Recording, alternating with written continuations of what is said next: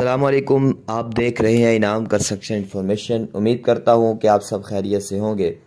हाज़िर हूं एक नई वीडियो के साथ। आज हम आपको बताने जा रहे हैं कि जब आपने अपने घर को बनाना है या घर को शुरू करना है या उसकी नीयत करनी है, आपने जगह ले ली है और उसके मुतल्लिक़ आपने एक प्लान बना लिया है कि हमने अब इसको बनाना है और इसको शुरू करना है, तो घर को बनाने से पहले आपने किन 5 बातों का ख्याल रखना है, आज हम आपको इस वीडियो में बताएंगे। तो आपने वीडियो को एंड तक देखना है। वीडियो को शुरू करने से पहले अगर आप हमारे चैनल पर नए आए हैं या पहले से भी आप हमारी वीडियोस देख रहे हैं और आपने अभी तक हमारे चैनल को सब्सक्राइब नहीं किया तो अभी कर दीजिए और साथ ही साथ बेल आइकन को ज़रूर प्रेस कर दीजिए ताकि हमारी हर आने वाली वीडियो आप तक सबसे पहले पहुँच सके। तो नंबर 1 पे बात कर लेते हैं कि सबसे पहले जब आपने अपनी जगह ले ली है, अब आप मकान बनाना शुरू करना चाहते हैं, आपकी नीयत बन चुकी है और अब आपने प्लान बना लिया है और अब आपको ये नहीं पता कि आपने मकान का पहला जो स्टेप है आपने कहाँ से शुरू करना है। तो सबसे पहले मैंने जो आपके लिए ये चीज़ लेकर आया हूँ, सबसे पहले नंबर पर आपने उसका किसी आर्किटेक्चर से एक डिज़ाइन बनाना है, उसका नक्शा बनवाना है और नक्शा बनवाने के बाद आपने उसको बता देना है कि आपने सिंगल स्टोरी बनाना है या डबल स्टोरी बनाना है। तो आपने उसी लिहाज से उसका नक्शा बनवाना है आर्किटेक्चर से। कोशिश करें कि अगर आप 3D डिज़ाइन बनवा सकते हैं तो आप 3D डिज़ाइन बनवा लें ताकि आप उसको घर में बैठकर आप उसको देखकर बाआसानी ये डिसाइड कर सके कि आया कि ये नक्शा हमारे लिए ठीक है या नहीं है। तो अगर आपको जो आर्किटेक्चर से नक्शा बनवाएंगे तो वो आपको 3-4 नक्शे 3-4 जो है वो उसके डिज़ाइन बनाकर दे देगा। तो आप जब डिज़ाइन को देखेंगे तो आप बाआसानी इसका आइडिया भी लगा सकते हैं कि इन तीनों में से आपको कौन सा अच्छा लगेगा। तो जो नक्शा होता है वो बनवाना बहुत ही ज़रूरी होता है। ये समझे कि घर का सारा खर्चा आपका ज़ाया हो सकता है कि अगर आप नक्शा नहीं बनवाएंगे। तो जितने मर्जी आप पैसे लगा लें, अगर आप नक्शा नहीं ना बनवाएंगे तो आपको कोई भी फ़ायदा नहीं होगा। तो आपने नक्शे के साथ साथ कोशिश करनी है कि आप फ्रंट एलिवेशन भी बनाएं ताकि आपको पता चले कि आपका जो घर है वो 3 से 4 महीने के बाद ऐसा आपको लगेगा, ऐसा आपको नज़र आएगा। तो ये बहुत ही अहम बात है।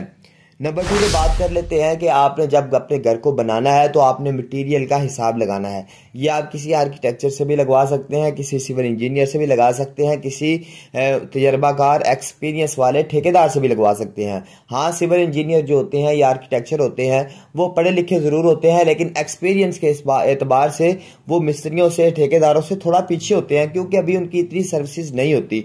लेकिन जिनकी सर्विसेज होती हैं वो आपको भाई इसका एस्टिमेट बहुत अच्छे तरीके से लगा के दे भी सकते हैं। तो ठेकेदार से भी आप मशवरा ले सकते हैं।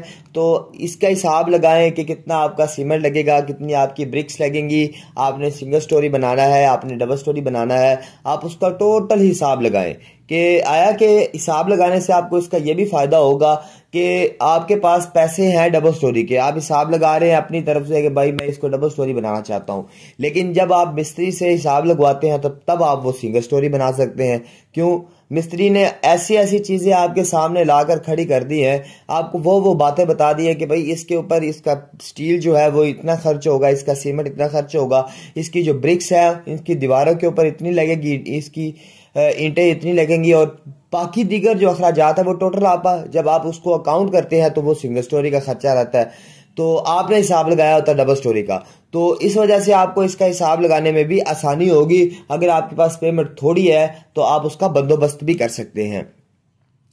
नंबर 3 पे जो बात है वो ये है कि मटेरियल को कोशिश करें कि अपने मकान पे ख़रीद कर लें। अगर आपके पास कोई इजाफी मकान है तो आप उसमें सरिया सीमेंट वो लाकर पहले से उसको स्टॉक कर लें। आप अपनी ईंटें जो है वो अपने मकान पे ही मंगवा सकते हैं जहाँ पे आप मकान बनाना चाहते हैं। तो वो जितनी ईंटें लगनी है, जितना आपका सीमेंट लगना है, जितनी आपकी बजरी लगनी है, जितना आपकी रेत लगनी है, वो तमाम जो मेन चीज़ें होती हैं वो होता है स्टील और सीमेंट होता है। ये स्टील और सीमेंट आप मंगवा लें। अगर आपको सीमेंट के ख़राब होने का खदशा है, उसको मसला है कि ये ताज़ा नहीं रहता, ये ज़ाहिर बात है अगर आपका मकान बहुत देर तक बनता रहेगा, 3 से 4 5 6 महीने तक भी लग सकते हैं, तो फिर आप 1 माह का सीमेंट स्टॉक कर सकते हैं और 1 माह बाद फिर आप दोबारा से लेके भी आ सकते हैं। लेकिन कोशिश करें कि जितना आपका स्टील लगना है ना वो आप पहले से मंगवा ले।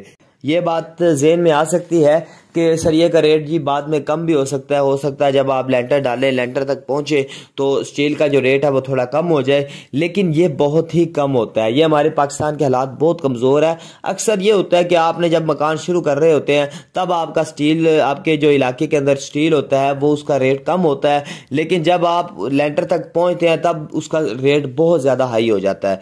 तो पहले से ख़रीद कर लें ताकि आपकी बात के अंदर कोई भी परेशानी आपको ना आए। नंबर 4 पे बात कर लेते हैं कि ठेकेदार से जो है अपने मकान की डील करें। अच्छे तरीके से उसको बताएं कि भाई हमने सिंगल स्टोरी बनाना है, ग्रे स्ट्रक्चर बनाना है, या फिर आपने फिनिश ही करवाना है, या फिर आपने ठेकेदार को जो है वो चिनाई और प्लस्तर का काम देना है, या फिर आपने मुकम्मल फिनिशिंग का काम ठेकेदार को ही देना है। तो मुकम्मल उसके साथ बैठकर डील करें और स्टाम्प जरूर करें।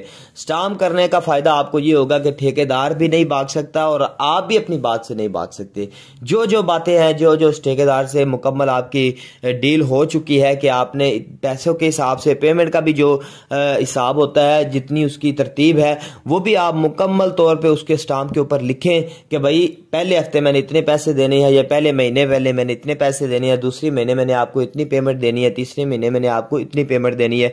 ये मुकम्मल तौर पे उसको स्टाम्प के ऊपर लिख लें ताकि रोज रोज का हिसाब लगाना होता है उससे आपको बचाया जा सके।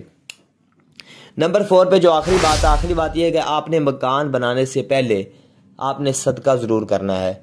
आप चाहे तो आप देग उतार कर बांट दें, आप चाहे तो आप किसी मस्जिद में बच्चों को खाना खिला दें, आप चाहे कि तो गरीब और यतीमों और मस्कीनों को खाना खिला दें। तो सदका बहुत ही ज़रूरी है आपके लिए। अगर आप मुसलमान हैं या आप किसी दूसरे मज़हब से भी ताल्लुक़ रखते हैं तो भी आपके लिए सदका बहुत ज़रूरी है, क्योंकि सदका जो होता है वो हर बला को टालता है। आपको जो मुसीबत आनी होती है, जो परेशानी आनी होती है, उसको भी टालता है।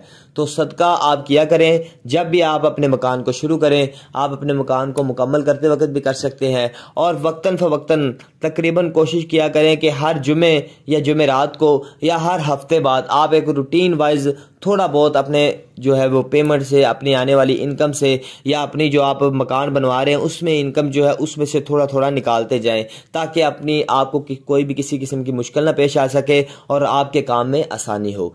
तो ये थी हमारी आज की वीडियो। उम्मीद करता हूँ कि आपको मेरी वीडियो पसंद आई होगी। वीडियो को लाइक करें, अपने दोस्तों से शेयर करें और कमेंट बॉक्स में अपनी राय का ज़रूर इजहार करें। मिलते हैं नेक्स्ट वीडियो में, तब तक के लिए अल्लाह।